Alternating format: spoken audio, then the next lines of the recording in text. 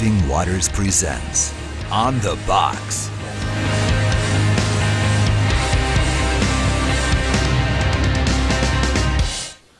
Bienvenidos a En la Caja! And mayo con queso.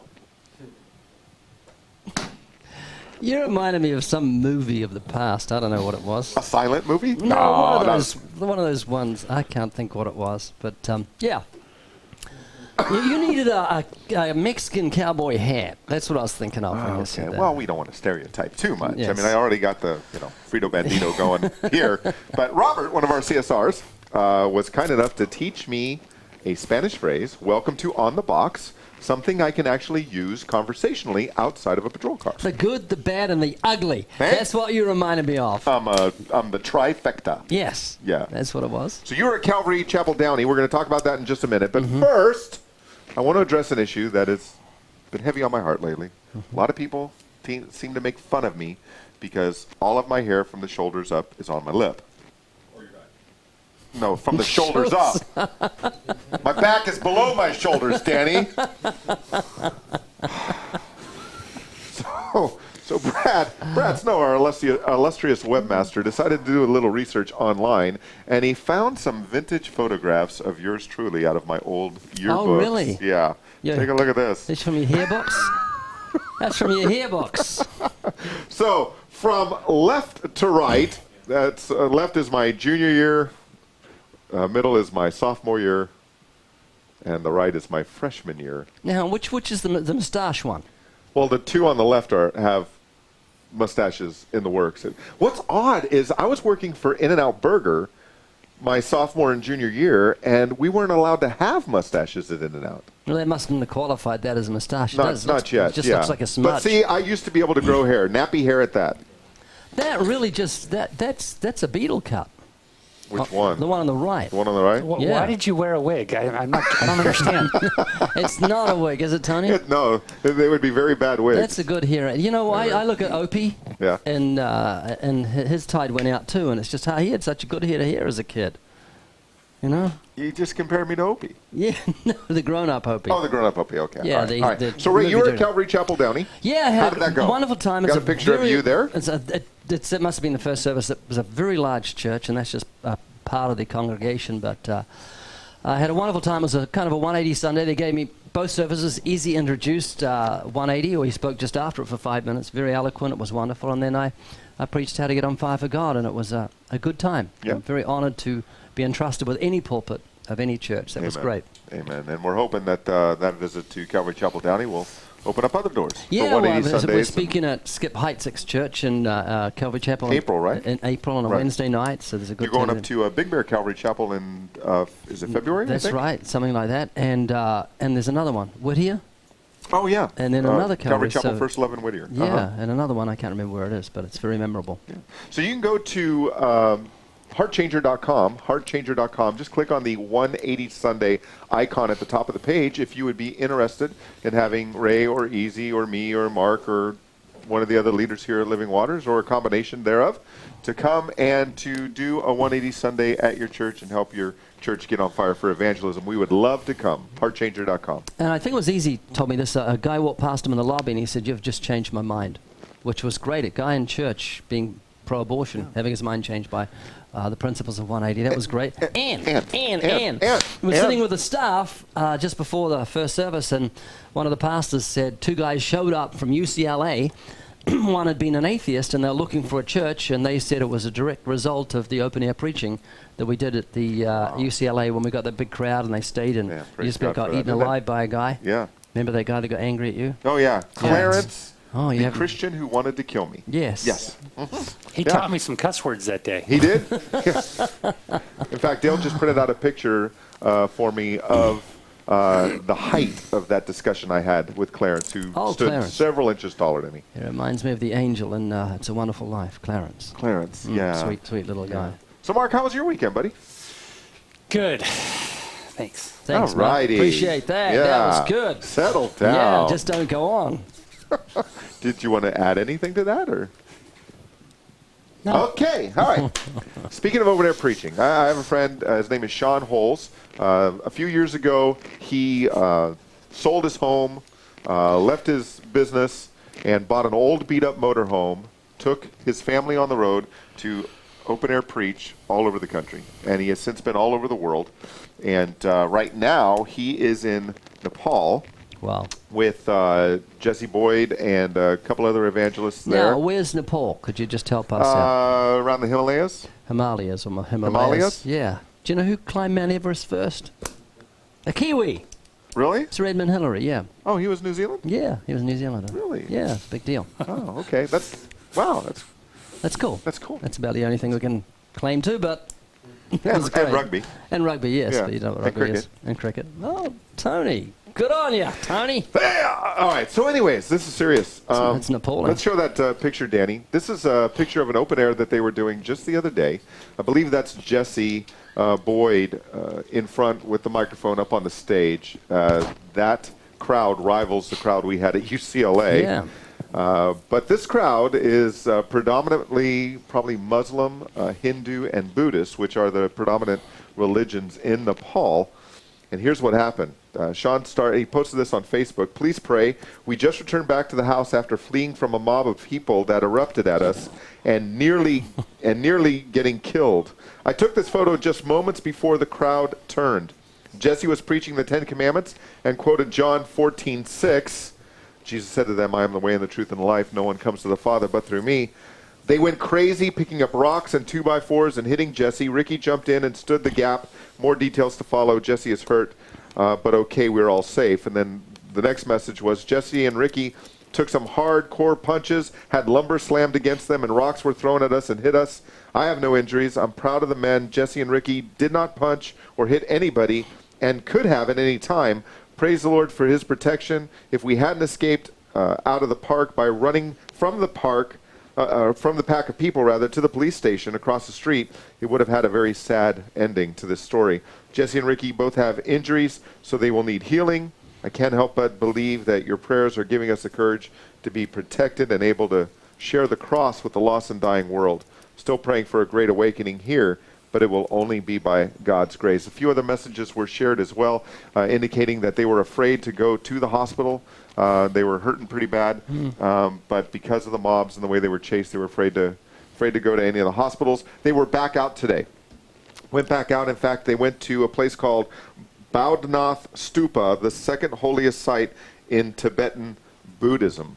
And they were open-air preaching there as well, and the crowds turned on them there, but they are denying themselves, taking up their crosses God and bless following them. Christ. We have it easy over here. I've not been chased by a mob. I've been chased by a woman, but not by a mob. Right. You know, they want to kill you. You came close to Jerusalem, though, didn't you? Oh, that's right. I forgot about that. Persecute in one city, flee to the next. Don't hang around. They did the right thing by running away. You don't want to stand there and be stoned to death by a pack of angry anti-Christian nasties. So what do you think when you hear something like that, Mark? Well, I think of the Apostle Paul when he was stoned to death, thrown outside of the city, and then he went right back into the city. I don't think it's because he left his coat there. He went to preach. I think that he lived a life that is entirely foreign to me, because that's not something that I would do. I would simply shake the dust off and move on. I'm absolutely amazed as I study the book of Acts, men and women who went out onto the mission field and counted death as gain. That's foreign to me and foreign to the people that I hang out with. But I desire to live a life to where I would pray the same thing that the Apostle Paul prayed in Romans 9 when he said, hey, look, I don't mind becoming condemned to death and go to hell so that my fellow countrymen can be saved. Well, I long for a prayer like that. It's not a prayer that is something that I would pray regularly, but I see that in the life. And I see that in the life of people like Sean Holes and other people that are going out into unreached territories, laying down their lives and counting it as gain. I like what John Piper says when people go to him and says, hey, you want me to send my child, my only child, out onto the mission field? What if they die? And his response is, so they die for the glory of God. Now send them. Either their lives are theirs or they belong to God. I go, wow, I'm not ready to be a missionary like that, you know. So, I mean, to my shame, I'm not ready for that. So I am one who sends out the people who are being sent. But I stand amazed that people are able to do that. In Matthew 10, as Ray said, when they persecute you in one city, flee to the next. I like that verse. I like that. When they persecute you in one mall, I flee to the next mall. When one security guard says, hey, you need to leave, I have no problem leaving and going to the next place. So I'm torn with it, though I desire my heart to be in the same place as Sean Hulse. It isn't entirely there. So. Yeah. You know, as I was reading Sean's account, I was reminded of Hebrews 11:35-38. Women received back their dead by resurrection. Some were tortured, refusing to accept release so that they might rise again to a better life. Others suffered mocking and flogging and even chains and imprisonment. They were stoned, they were sawn in two, they were killed with the sword. They went about in skins of sheep and goats, destitute, afflicted, mistreated, of whom the world was not worthy, wandering about in deserts and mountains and in dens and caves of the earth. And it's people like Sean and Jesse and Ricky and many other saints whose names we won't know this side of heaven, who have gone to places like this, who have suffered this kind of persecution, even given up their lives. It's people like that of whom this world is not worthy. The only thing that worries me about that portion you just read is sawn in two. Is it sideways or long ways? I don't know. We can ask Isaiah when we get to heaven. Yeah. All right. Okay, so be praying for Sean and Jesse and Ricky and the rest of the folks out there who are sharing a biblical gospel with a country of lost people and worshipers of false gods. All right. All right. We left Friday with this trivia question, Ray. How many gallons of milk does the average American eat in his or her lifetime? None. You don't eat milk. You drink it. If it's curdled, you might. But there's actually an argument that milk is food and not a drink. I knew that was coming. When I said it, I thought he's going to say milk is a food. Yeah. But we drink that food. Okay, so how much of that food do we drink? There's 1,465 gallons of milk. I drink more than that. I drink about a year each year. Wow. Yeah, That's a lot. Yeah. That's a lot. Okay. Huntington Beach, Saturday. Oh, okay, go ahead. I think I had an answer to prayer. I think you did too. I think I did too. And I was feeling absolutely guilty because my team and I didn't go out. Oh, really? Because it was raining. But what happened to you, Ray? Well, on my iPod, I can see what's going to come each day with the weather. And it said rain on Saturday, rain Saturday. Every time I look, rain Saturday, Monday, Tuesday, Wednesday, rain Saturday. Got up Saturday morning, on came TV. It's going to rain all day. They showed all the green over the whole area. It was going to rain. So I went upstairs and I said, Lord, please, you're in charge of the weather. I want to preach. This is the everlasting gospel. People are going to hell. Came down and the sun came out. And it did. And it did. It was just strange. So we went and preached, and we thank God. And it was a little windy, but we got the wind behind us, and we got reasonable crowds. And Chad, myself, and Scotty had a great time. So it was a C+, I guess. Oh, I think you can go higher than that. For the very fact that the cloud broke and that the Lord answered the prayer. I mean, that's got to at least bring it up to a B. It's an A then, in that case, if God had a hand in it. All right. Okay. All right. Pastor needs some encouragement here. Pastor wrote us, I have been watching you guys and taking all that I have learned, and I want to apply it so bad. I have bought your stuff, thinking if I had it, I would apply what I had learned, but I am petrified.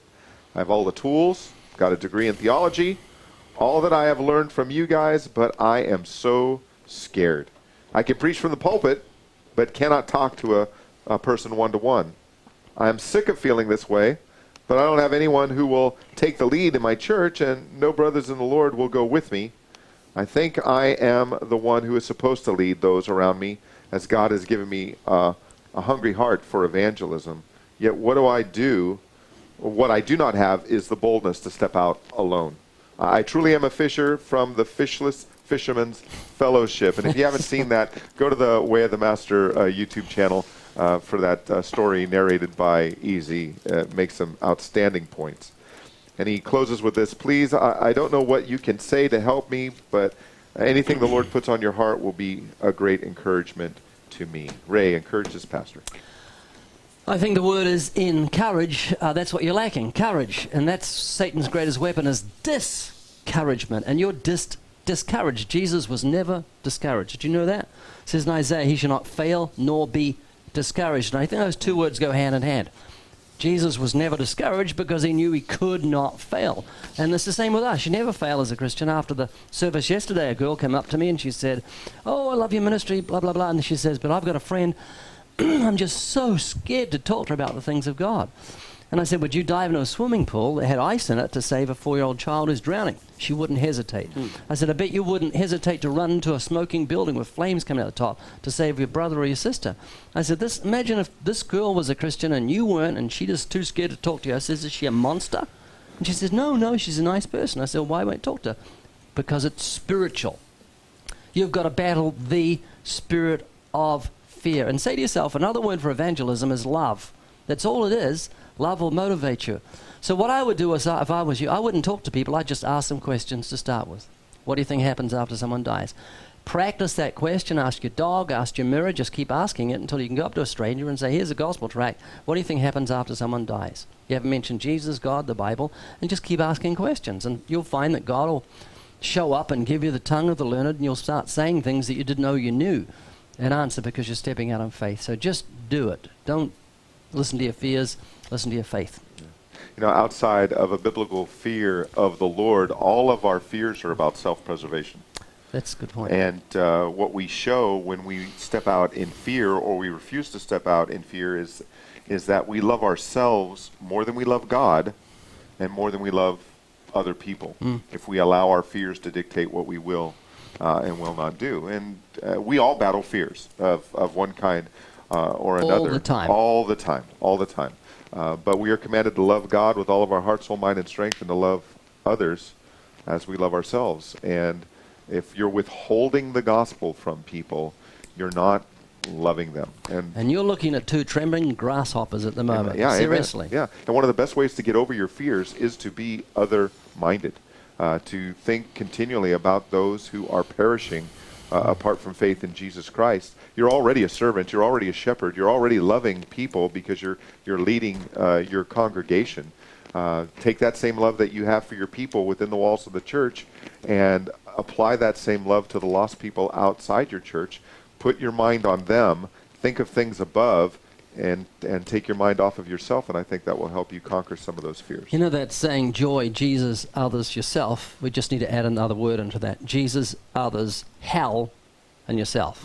And that'll get you motivated because hell is very real and people die in their sins. That's where they end up. Mark.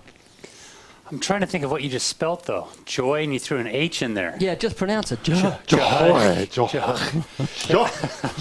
You know what helps me is I have guys around me that say, who did you share with? What are your goals for the night? You know, make sure you go hand out that track. And I do that before I go out. I set up the goal. Tonight I'm going to hand out 2 gospel tracks. I'm going to try to witness to one individual. And I practice role play continually. And I have guys that are saying, hey, Mark, who did you share with? Are you sharing? Did you meet your goal? Over and over and over again until I want to punch them in the nose. So, so you need that, and it helps me. It pushes me along because honestly, I don't think you're, somebody more timid than me. I get freaked out to do those things, but I have guys that push me into doing it. I find it quite ironic that here we are, a few guys in this room that get freaked out to share faith, and we're teaching other people to share their faith, yet we're doing it. We're sharing our faith, and that's all it is. Hey, look. It may get a little bit easier on what to say and what transition to make on when they bring up something, but we're still with much fear and trembling. That's what the Apostle Paul said. I was with you in much fear and trembling. Not just ordinary trembling, but much fear and much knee-knocking trembling. So we go out, and this is the way we are. You do need to go out and make sure you do, and that's it. You know, the only time we fail in evangelism, if we're doing it biblically, the only time we fail in evangelism is when we fail to evangelize. One other thought. Yes, sir. I'm just kidding. One other thought is this. Pastor, I would like you to go to a local university, get up on a box, and preach the gospel to them. You say, I can't do that. Well, just go and do one-to-one then. It'll sound much easier. Okay? Yeah. And let us know. You know, hopefully you're watching the show today, or you'll catch this episode where we answered your question. Email us again at ontheboxoflivingwaters.com and let us know how it's going and if we could be any other encouragement to you. So, all right. Speaking of reaching the hard to reach, we got another video from Steve Sanchez today. Crazy Steve in a wonderful way. The Pusher.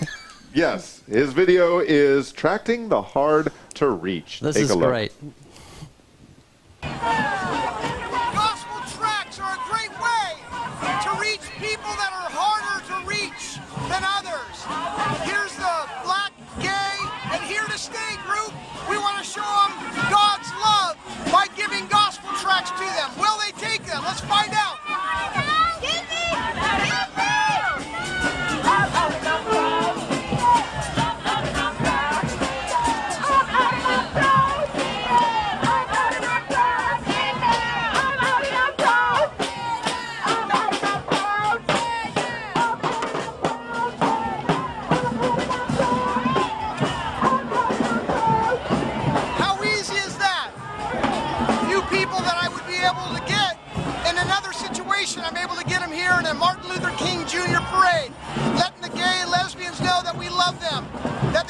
turn to Jesus because of their sin, if they've ever lied, stolen, or misused God's name, God would see them as lying thieves and blasphemers. On Judgment Day, they'll end up in hell, like everyone else who sins. But if they repent, put their trust in Jesus Christ, who suffered and died on a cross, was buried for 3 days and rose again, they can be saved. So can you.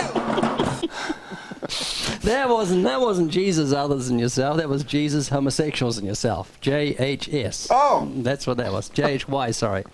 Yeah, God bless him. He's so courageous as Steve. Steve is courageous. Yeah. You know, I think Steve is probably one of the few people that if you ask him if he ever gets nervous, he'd probably answer no.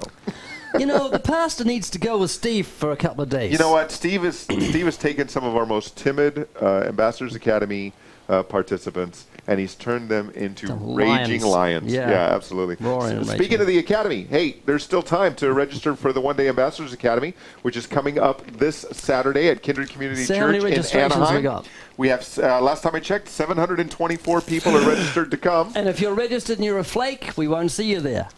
So don't be a flake.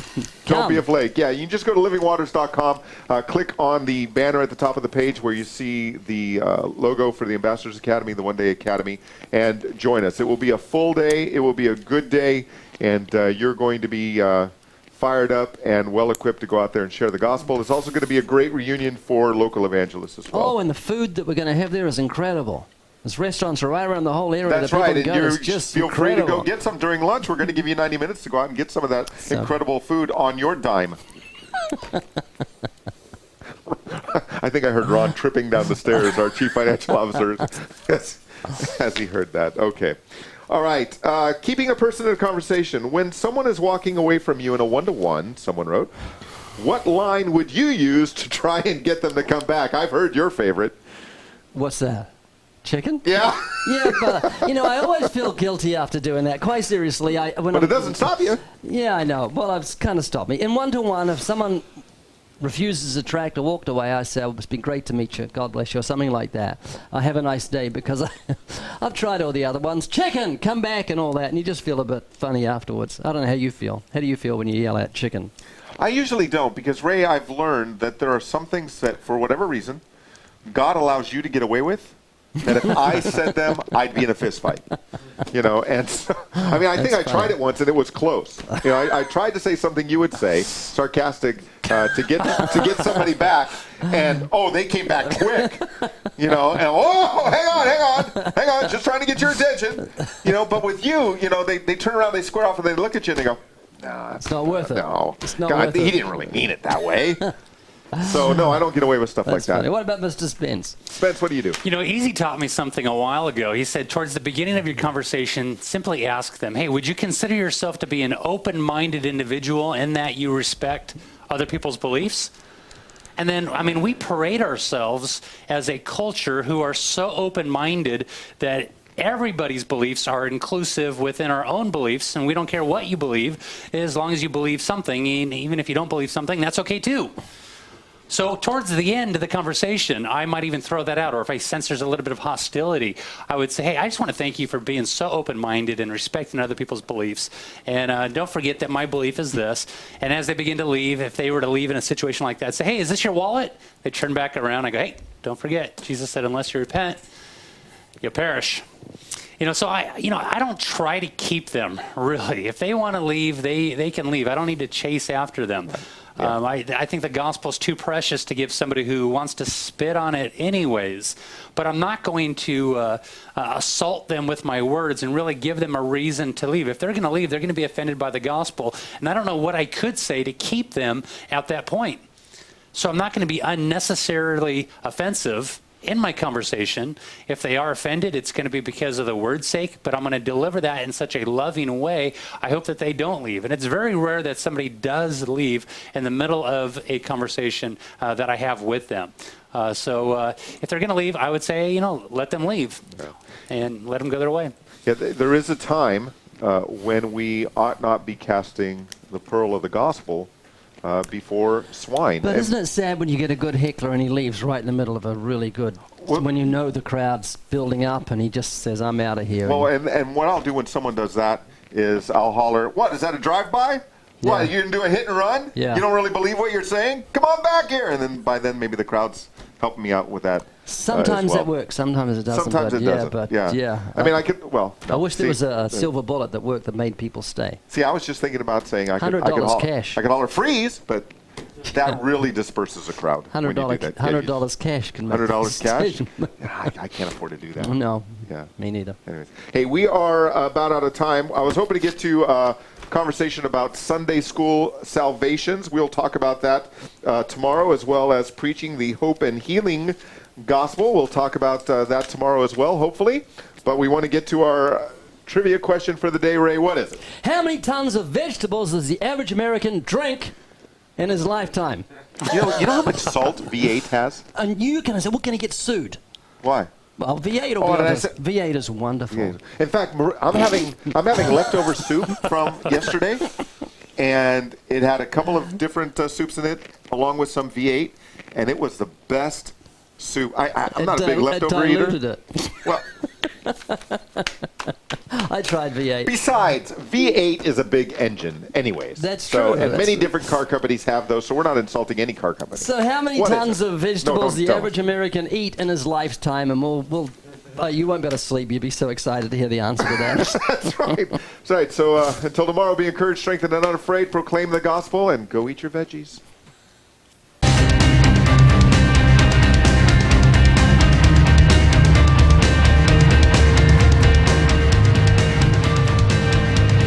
You're full of it!